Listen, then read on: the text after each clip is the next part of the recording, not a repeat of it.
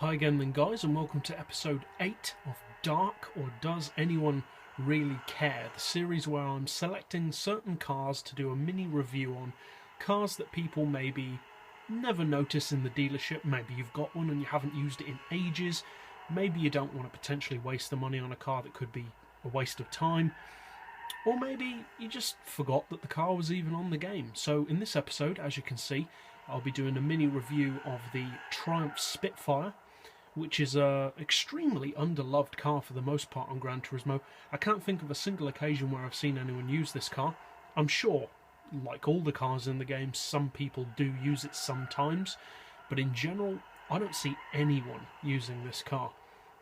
And in that I will include myself. I never use the Triumph Spitfire, so is it any good?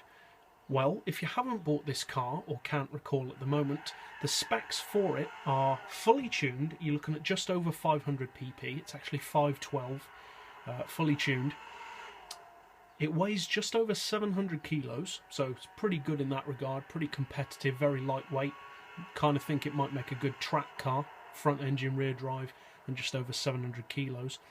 And it, fully tuned, it has just under 260 horsepower, so not a massive amount of power. I'd say its power is probably its weakest point. But what's it like to drive?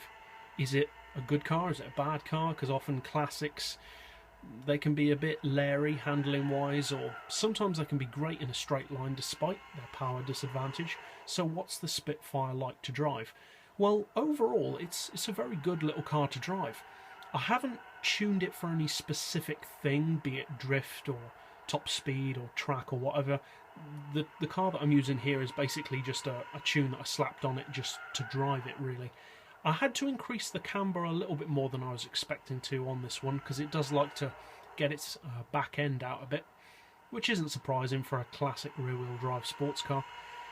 And I should imagine, although like I said I haven't tuned it for it, based on its handling I think it would make a very, very good drift car, because it's very light, it's very easy to get the tail out.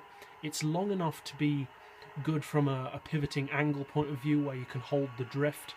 And the power, which would perhaps be a disadvantage in racing, could be an advantage for drifting, because it's got just enough power to initiate your drift, but not so much that it just slides all over the place.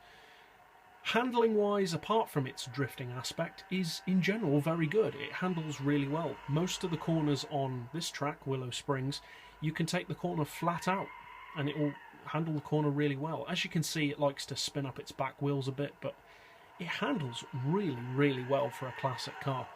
Handling wise, it's got kind of a unique handling signature. I'd say it's a little bit like an MX-5, the classic MX-5, but I'd say better. I think it has slightly better handling personally than the MX-5. From a performance point of view, the MX-5 is also probably its main rival on Gran Turismo 6. This car doesn't really have many rivals. Its biggest rival used to be the Ginetta G4 back on Gran Turismo 4, but obviously and unfortunately that car isn't on the game anymore, which is a real shame because I used to love that car.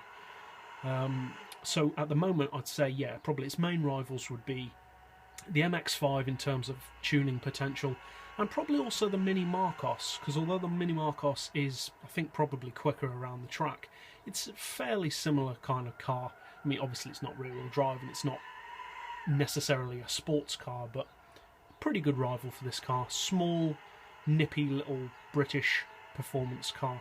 So overall, yeah, it's a pretty great car to drive, actually. Like I said, its power does give it a bit of a disadvantage.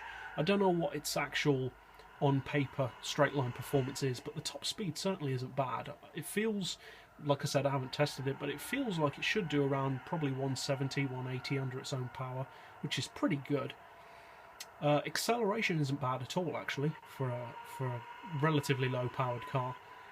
And I think the biggest downside to the Triumph is I think Polyphony has set its PP too high, fully tuned, because this car in many ways is very similar to the Red Bull Junior, because it's not a bad car, it handles really well, but the PP on it is way too high, like with the Red Bull Junior, and the power that it has just does not equate to that PP level. kind of like a go-kart on here as well. The PP on those are way too high because they're just not that good. And I would say that this car is good to drive, but it's definitely not 512 PP or whatever it is good. It's a good car, but it's not that level. Not when you can get like a 400 horsepower Chevy Nova or a Subaru in that same level. But overall, I would suggest that you give this car a try. I wouldn't say in particular what I'd recommend it for, because I think it's got potential in quite a few areas. But yeah, if you haven't bought this car before and haven't tried it, I would recommend that you do so, because it's actually a pretty good little car to drive. It's pretty fun. And after doing this, I'd only driven it maybe once before, but after making this video, I think I personally plan on maybe using this car a little bit more myself, because it's a pretty fun little car to drive. So yeah, that's about it really. So I hope you guys enjoy driving this car. I would recommend that you give it a try. And as always, thanks for watching.